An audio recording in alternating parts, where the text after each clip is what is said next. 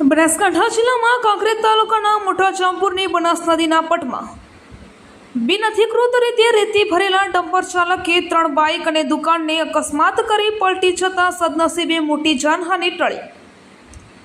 બનાસકાંઠા જિલ્લામાં કાંકરેજ તાલુકાના ગ્રામ્ય વિસ્તારોમાંથી પસાર થતી બનાસ નદીના પટમાંથી રેતી ખનન કરતા તત્વો અને ટ્રક સહિત ડમ્પર ચાલકો બેફામ બની સરકારી તિજોરી અને રાહદારીઓ સહિત નાના વાહન ચાલકોને મોટા પ્રમાણમાં નુકસાન કરી રહ્યા છે। ત્યારે હવે કાંકરેજ તાલુકાના મોટા જામપુરની બનાસ નદીમાંથી બિનઅધિકૃત રીતે રેતી ભરીને જતી ડમ્પર ચાલકે સ્ટીયરિંગ પરનો કાબુ ગુમાવી દેતા 3 બાઇક અને દુકાનને અડફેટે લેતા ભારે અફરાતફરી મચી જવા પામી હતી।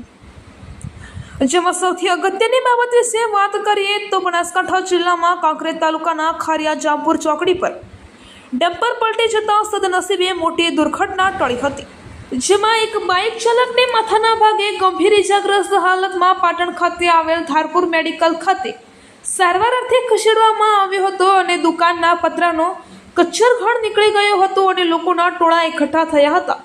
ત્યારે હવે થરા પોલીસને જાણ થતાં પોલીસે ઘટના સ્થળે આવી પહોંચીને વધુ તપાસ હાથ ધરી હતી। જોકે પાલનપુર ખાણ ખનીજ વિભાગના અધિકારીઓની રહેમનજર હેઠળ સાદી રેતીનો કાળો કારોબાર ધમધમી રહ્યો હોવાનું લોકમુખે ચર્ચાનો વિષય બન્યો છે। ત્યારે હવે કાંકરેજ તાલુકાના થરા અને શિયોરી પોલીસ સ્ટેશનમાં આવતા નદી વિસ્તારના ગામોમાં રાત દિવસ સતત રેતી ખનન કરતા તત્વો બેફામ બની ગયા છે। ત્યારે હવે શું કાંકરેજ મામલતદાર અને પાલનપુર ખાણ ખનીજ વિભાગના અધિકારીઓ દ્વારા દંડનીય કાર્યવાહી કરવામાં આવશે કે પછી જેસે થેની સ્થિતિ રહેશે અને પછી આવી રીતે બેરોકટોક પસાર થતી ટ્રકો નાના વાહન ચાલકો અને રાહદારીઓનો ભોગ લેશે એ જોવાનું રહ્યું।